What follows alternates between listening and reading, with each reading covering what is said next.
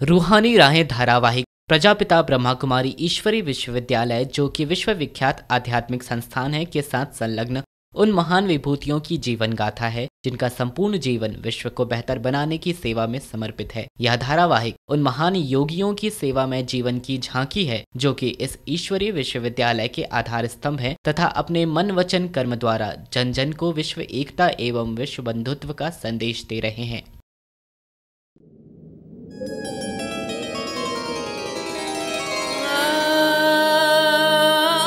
दिव्य गुणों की हैं ये राहें, ऊंचे स्वयमान की हैं ये राहें, विश्व सेवा में समर्पण है ये राहें, परम पिता को अर्पण है ये राहें, ये हैं रूहानी राहें।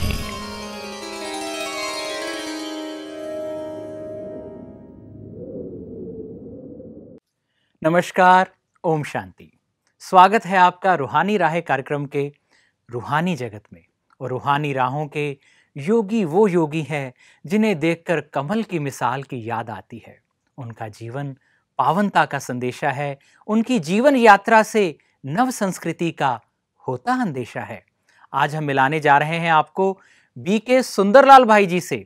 दिल्ली हरिनगर सेवा केंद्र पर अपनी सेवाएं देने वाले बीके सुंदरलाल भाई जी ब्रह्मा बाबा और मां जगदम्बा की पालना पाने वाले ऐसे सौभाग्यशाली हैं जो सदा बाबा के साथ रहते हैं, जिनके सुंदर जीवन की गाथा को रूप देने में स्वयं भाग्य विधाता ब्रह्मा बाबा का हाथ है।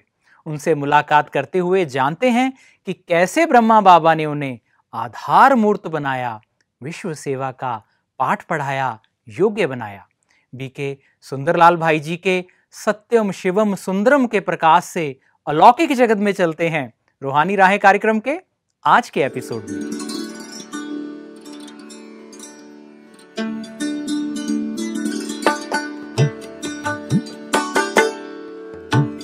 विवाहित जीवन में भी व्यक्ति 5 विकारों पर जीत पाकर ब्रह्मचर्य व्रत का पालन करते हुए एक पवित्र सात्विक जीवन जी सकता है।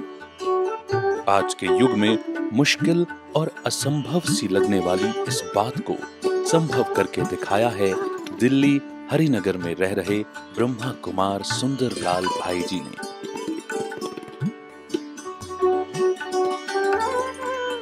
रूहानी और चुंबकीय व्यक्तित्व के धनी ब्रह्मा कुमार सुंदरलाल भाई जी का जन्म 2 अक्टूबर 1928 में झंग मधियाना में एक धार्मिक परिवार में हुआ। एमए बीएड की पढ़ाई पूरी करने के पश्चात आपने एक अध्यापक के रूप में अपना करियर आरंभ किया। आपने 19 वर्ष तक प्रिंसिपल और 6 वर्ष तक शिक्षा अधिकारी के रूप में अपनी सेवाएं देते हुए शिक्षा के क्षेत्र को अपनी दिव्य प्रतिभा से आलोकित किया। आप वर्तमान में दिल्ली हरिनगर स्थित ब्रह्मा कुमारीज के प्रमुख सेवा केंद्र पर 50 से भी अधिक वर्षों से समर्पित होकर अपनी सेवाएं जन कल्याण अर्थ प्रदान कर रहे हैं।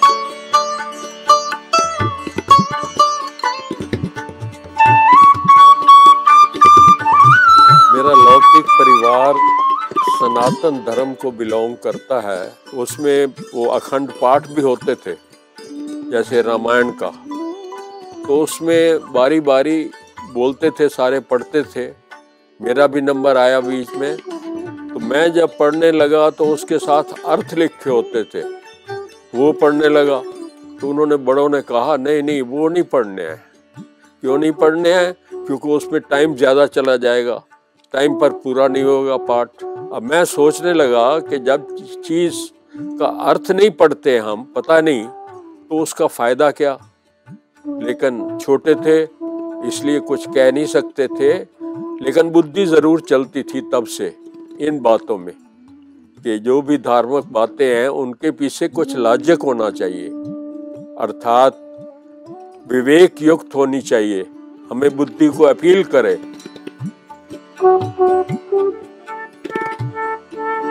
सन 1956 में जब आप दिल्ली में बीएड कर रहे थे तो अपने सहपाठी भ्राता जगदीश चंद्र हसीजा के द्वारा आप ब्रह्मा कुमारी संस्था से परिचित हुए। कमला नगर सेवा केंद्र पर आपने ईश्वरीय ज्ञान का साप्ताहिक कोर्स किया और जल्द ही सेवाओं में सहयोग देने लग गए।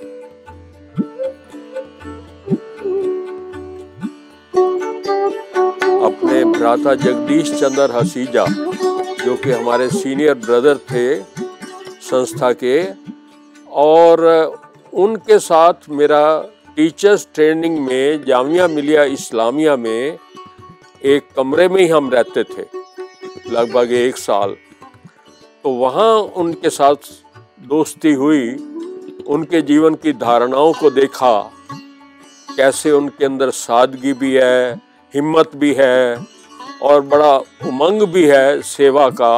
और ख़ास बात यह कि इस चीज़ को, ईश्वरी ज्ञान को समझो या ईश्वर के बारे में जानने की बड़ी तमन्ना या इच्छा रहती थी उनमें। तो इसी विचार से पहले अभी कोई सेंटर नहीं था, तो हम लोग वहाँ जामिया मिलिया इस्लामिया में रहते थे हॉस्टल में। तो वहाँ से ही उन्होंने कुछ परिचय प्राप्त किया, संस्था का भाषण सुना जामा मस्जिद के पास।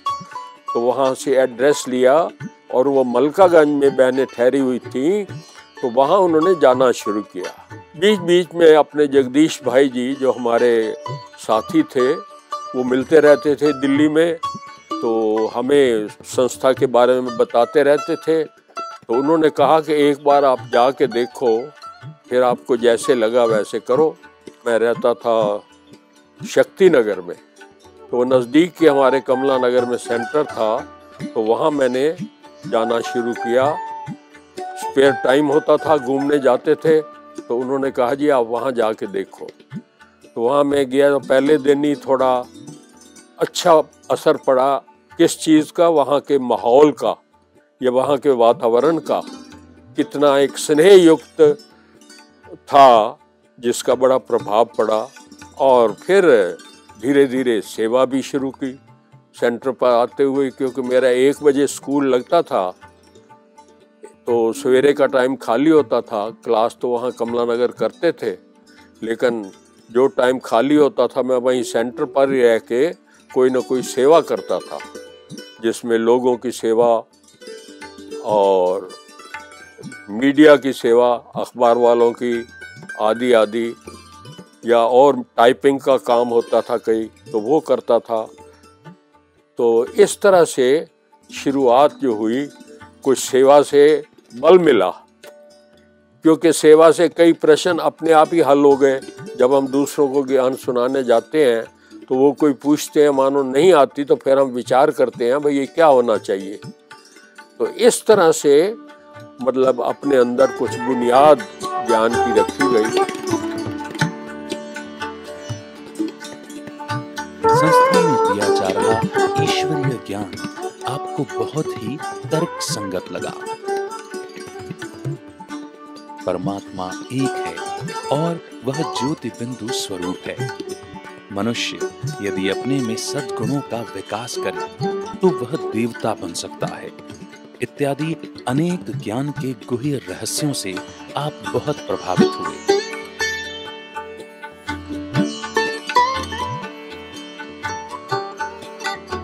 तो फिर यहाँ इस संस्था में आके ये पता चला, जो हम कहते हैं गॉड इज वन, वो गॉड निराकार ज्योति स्वरूप है और उसके अंदर सारे गुण हैं। और निराकार का ये मतलब नहीं कि उसका कोई आकार नहीं, आकार है लेकिन ज्योति स्वरूप है, जन्म मरण में नहीं आता है। ये ठीक है, भक्ति मार्ग में ये कहते ही आए हैं वो अजन्मा है, अकर्ता है, अभोक्ता है, लेकिन उसका अर्थ किसी ने नहीं समझा।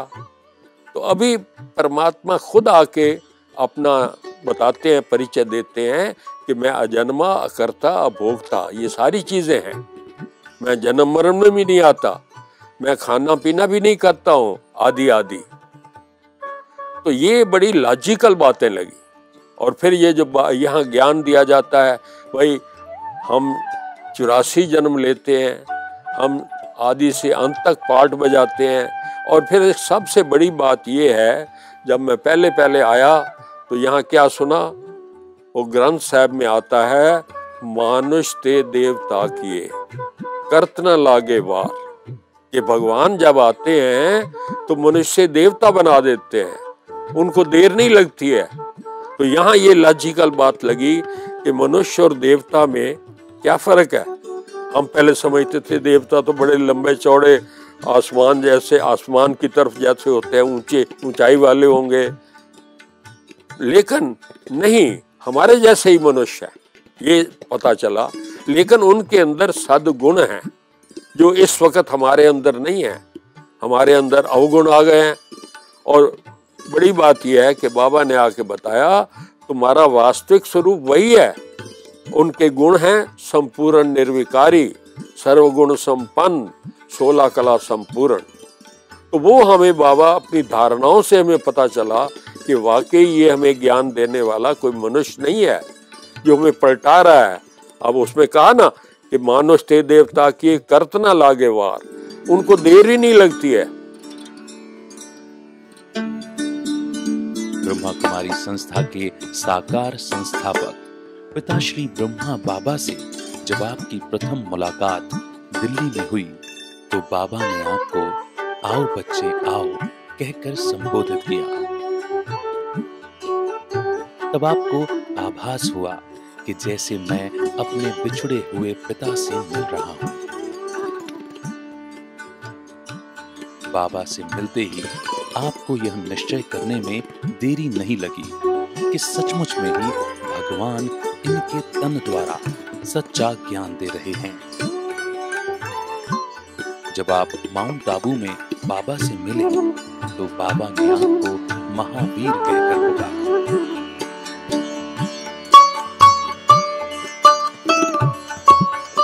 मेन चीज जो थी कि भाई ये भगवान यहाँ पढ़ाते हैं, ये हमें तब ज्यादा उस पर निश्चय हुआ जब शिव बाबा का जो साकार रथ है प्रजापिता ब्रह्मा, वो दिल्ली में आए। तो दिल्ली में आए तो वहाँ ऊपर करोल बाग में किसी मकान में ऊपर ठहरे हुए थे। वहाँ भी हमारा जाने का मौका मिला। वहाँ गए तो थोड़ा दूरी पर उनकी स्टेज थी, हम इधर नीचे बैठे थे सामने। तो बाबा ने हालांकि पहली दफा देखा हमें, लेकिन बाबा ने कहा आओ बच्चे आओ। हमने कहा देखो ये कोई इतना तो हम इनको जानते नहीं, लेकिन हमें बच्चे कैसे कहा उन्होंने। तो ये हमारी बुद्धि चली, ज्ञान तो पहले लिया हुआ था कि भगवान ये बोल रहा है, ये बच्चे कोई इंसान नहीं कह रहा। तो क्योंकि मैं हायर पोस्ट पर भी काम किया, प्रिंसिपल भी रहा, बाद में शिक्षा अधिकारी भी बना, तो आदि आदि। लेकिन इस तरह से मतलब कहना और प्यार से कहना, तो मेरा फिर वहाँ जाना हुआ बाबा के पास, बाबा की गोदी में गए तो बहुत आनंद का अनुभव हुआ, जैसे हमें बिछड़ा हुआ बाप मिला है, और खुशी भी हुई। और फिर इसी प्रकार वहाँ पर माउंट आबू भी जाना हुआ, जो हमारा संस्था का हेडक्वार्टर है। तो वहाँ भी एक बार अभी शुरुआत ही थी, तो बाबा ने मुझे कहा आओ मेरे महावीर बच्चे आओ। अब मैंने सोचा भाई महावीर तो कोई, मैंने ऐसा बड़ा काम तो कोई किया नहीं, लेकिन मुझे ये तो निश्चय हुआ था कि ये शिव बाबा का रथ है, ब्रह्मा बाबा, तो वो कह रहा है। तो मैंने कहा ज़रूर कोई ऐसा कार्य बाबा ने कराना होगा मेरे से, जिस वजह से बाबा ने महावीर कहा। तो खैर वो अपनी बुद्धि में बैठ गया कि जो बाबा हमें कोई बड़ा कार्य देंगे, कोई सेवा देंगे, तो वो अवश्य हम करेंगे और उस पर पूरी तरह से मतलब तन मन धन से सेवा करेंगे। 10 दिसंबर 1960 का दिन, दिल्ली का हिंदू महासभा भवन। ब्रह्मा कुमारी संस्था की वरिष्ठ दादी चंद्रमणि और दीदी मनमोहिनी जैसी दिव्य विभूतियों की उपस्थिति में। जब दिल्ली के सुंदरलाल भाई जी का दिव्य विवाह अमृतसर की शुक्ला दीदी से हो रहा था, तभी इस युगल जोड़े ने भीष्म पितामह की भांति आजीवन ब्रह्मचर्य व्रत का पालन करने की दृढ़ प्रतिज्ञा कर ली थी।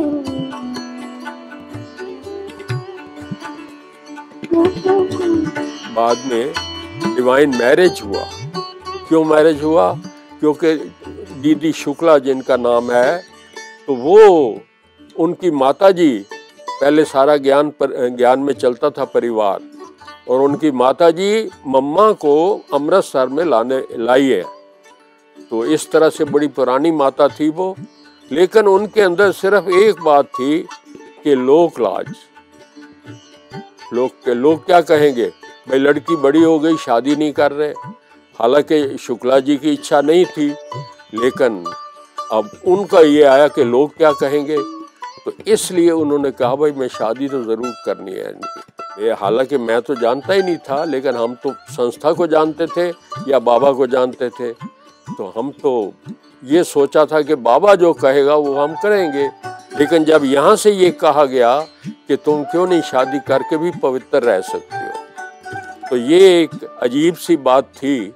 लेकिन बाबा कराने वाला था, शक्ति भी वो देने वाला था। उन्होंने जैसे बैकग्राउंड में मुझे तैयार किया, भाई महावीर बन के दिखाना है, जो सामने कोई भी आए वैसे भी परिस्थितियां उनको पार करना है और अपने को आगे बढ़ाना है। तो इस तरह से मतलब ये जो बना प्रोग्राम, उनकी माताजी ने भी आके हमें यज्ञ की तरफ से कहा गया, संस्था की तरफ से, कि तुम क्यों नहीं ऐसे रह सकते हो, जरूर रह सकते हो। तो जानी जाननहार तो बाबा ही है ना, तो उसने ये समझो करवाया। और सारा हमें फिर क्या हुआ कि एक बड़ा फंक्शन किया गया। जब पूरी हो गई तसल्ली, तो फंक्शन किया गया शादी के मौके पर, और उसमें हमारे जगदीश भाई ने बड़ा मुख्य पार्ट बजाया। उसमें एक ख़ास चीज़ ये हुई कि उन्होंने दादी चंद्रमणि ने एक मुझे गिफ्ट दी। क्या गिफ्ट दी? Time piece. अब टाइम पीस तो साधारण चीज़ है, कोई ख़ास नहीं है, लेकिन उसके पीछे राज देखो क्या था। उन्होंने कहा ये इसलिए दे रहे हैं टाइम पीस कि सवेरे टाइम पर उठ के क्लास में जाना। तो फिर यानी उन्होंने ये बात कही और हमें लगा जैसे एक बाबा का वरदान है, भाई ये हमें ध्यान रखना है। तो उस वजह से मॉडल टाउन रहते थे और उधर से कमला नगर सेंटर पर आना, सवेरे सवेरे क्लास होती थी और कोई कन्वेंस बसेस भी देर से शुरू होती थी और अपने पास भी उस वक्त तक नहीं थी कोई कन्वेंस। तो फिर क्या करते थे हम कि गांव से सब्जी वाले ठेले आते थे सब्जी लेके, उधर सब्जी मंडी जो पुरानी थी उसमें वो सब्जी बेचने के लिए, तो उसके ऊपर टाट रख के उनके ऊपर बैठ के भी हम अपना क्लास में जाते थे। तो इस तरीके से क्यों? क्योंकि उन्होंने हमें कहा था कि रेगुलर क्लास करनी है। तो हमने ये कोशिश की कि कोई भी क्लास मिस नहीं की, तो उससे बल मिला। अब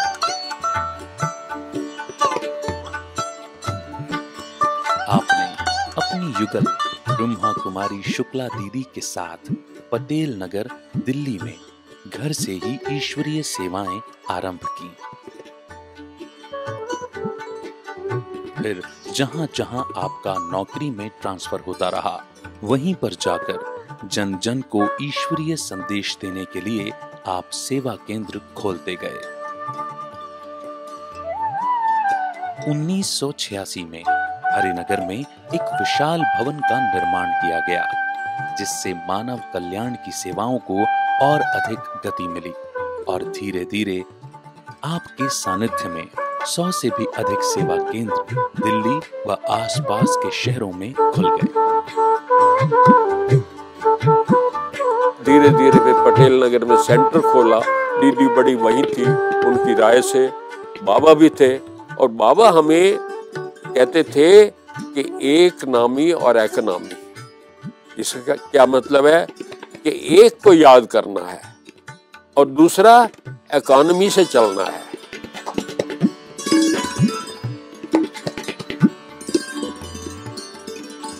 हरिनगर सेवा केंद्र के द्वारा तिहाड़ जेल में भी कैदियों के जीवन के सुधार के लिए स्थायी रूप से प्रतिदिन सेवाएं प्रदान की जाती हैं।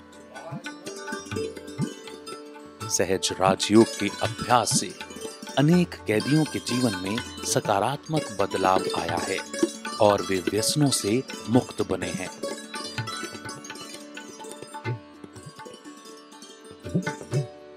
सबसे नियरेस्ट हमारे तिहाड़ जेल है, हरिनगर सेंटर के। तो वहां पर उस वक्त किरण बेदी आई as director general of prisons, उसमें कई प्रिजन्स हैं। तो वो आई और वो भी चाहती थी कि भाई ये जो यहाँ के इनमेट्स हैं, इतने हजारों हैं, इनका कुछ सुधार हो। और इधर दीदी को, शुक्ला दीदी को भी आया कि भाई नजदीक हमारे ये जेल है तो इसकी सेवा होनी चाहिए। पहले क्लास गए, मतलब जनरल प्रोग्राम पहले किए, फिर उन्होंने कहा जी रेगुलर करो तो ज्यादा अच्छा होगा, क्योंकि उनके जो ऑफिसर्स थे उनको भी अच्छा लगा। फिर हमने रेगुलर करना शुरू किया। तो रेगुलर करते उन्होंने कहा जी यहाँ अगर आप समझो तो यहाँ एक कमरा इसके लिए बन जाए जहाँ बैठ के रोज क्लास हो। तो वो उन्होंने कमरा भी बना दिया, उसमें चित्र वगैरह लगाए गए सारे अपने ज्ञान के, और वहाँ रोज क्लास होती है 2 नंबर जेल में। कि जब वो वहाँ से सजा खत्म करते हैं और जो ज्ञान लिए होते हैं वो सेंटर पर आते हैं, आके अपना सुनाते हैं अनुभव कि भाई हम कैसे वहाँ गए और अभी हमारा जीवन क्या बना। यानी कोई ऐब छूट गए, जैसे पहले बहुत उनके अंदर ऐब थे, मतलब ऐसी खराब आदतें थी खाने पीने की, शराब वगैरह पीने की, तो वो छूट गई। तो ये उनको अच्छा लगा, भाई उससे खर्चा भी कम हो गया और हमारा जीवन भी अच्छा बन गया।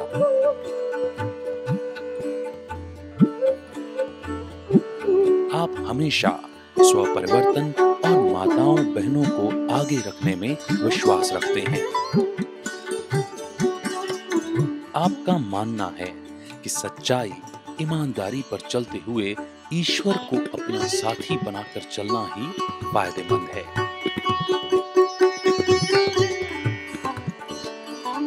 अपने आप को सुधारना। हम ज्यादातर भाषण करते हैं दूसरों के लिए, कई बार अपने ऊपर ध्यान नहीं देते। तो वो कहते भी हैं कि 5 उंगलियां हैं तो 1 उंगली हम दूसरों की तरफ करते हैं तो 4 अपनी तरफ आती हैं। कहने का मतलब ये है कि हम प्रैक्टिकल लाइफ अपनी सुधारें तो दूसरों पर उसका असर होगा, ये बात है। और दूसरा, ये जब मैंने महिलाओं वाली बात बताई, ये भी बहुत जरूरी है। महिलाओं को आगे रखना है, बहनों माताओं को। बाबा कहते हैं वंदे मातरम।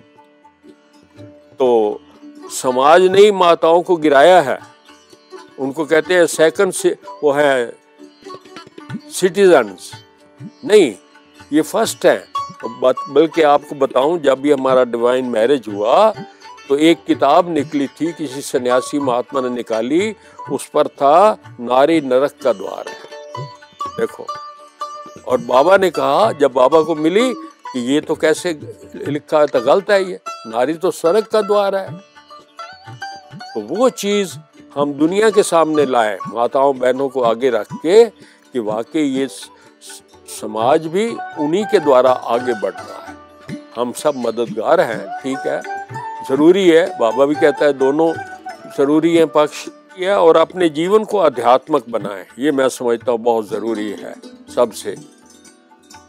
यानी आध्यात्मिकता के द्वारा ही कल्याण होना है। हमारा प्रैक्टिकल लाइफ अच्छा होगा तो दूसरों पर भी असर पड़ेगा। सच्चाई के आधार पर झूठ को हम खत्म करें, बेईमानी को खत्म करें, ईमानदारी लाएं अपने अंदर। ये ठीक है, बड़ा मुश्किल लगता है, समाज में सब जगह झूठ फरेब ये चीजें हैं, लेकिन हम अगर अपने ऊपर विश्वास रखें और परमात्मा पर उसको अपना साथी बनाएं, सही मायनों में, सिर्फ कहने मात्र नहीं, तो फिर हमारे अंदर भी शक्ति आएगी और उसके द्वारा समाज का भी कल्याण होगा। ब्रह्मा कुमार सुंदरलाल भाई जी की रूहानियत से भरपूर दृष्टि, मासूमियत से भरी मुस्कान, सादगी सरलता से संपन्न जीवन सभी को निस्वार्थ रूप से मानवता की सेवा के लिए प्रेरित करती है।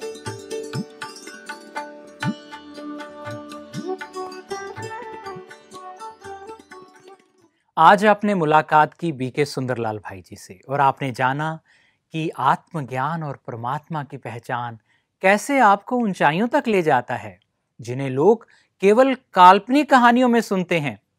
यदि जीवन में ऊंचा लक्ष्य लिया जाए, मन में सहयोग की भावनाएं और ईश्वर का प्यार भरा जाए, तो असंभव भी संभव हो जाता है। और रूहानी राहें आपको निमंत्रण देती हैं सुंदर अनुभवों के लिए। रूहानी राहें आपको निमंत्रण देती हैं उच्च प्राप्तियों के लिए। रूहानी राहें आपको निमंत्रण देती हैं एक नव निर्माण के लिए, एक नए जहान के लिए। होगी फिर से आपसे मुलाकात। ओम शांति, नमस्कार।